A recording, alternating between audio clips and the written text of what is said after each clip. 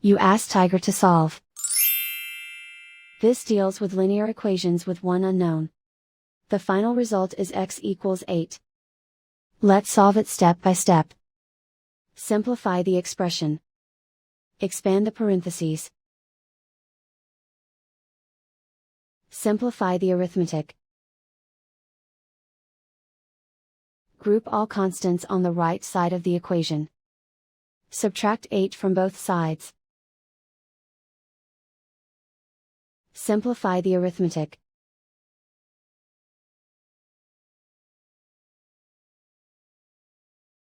Isolate the x. Divide both sides by 4. Simplify the fraction.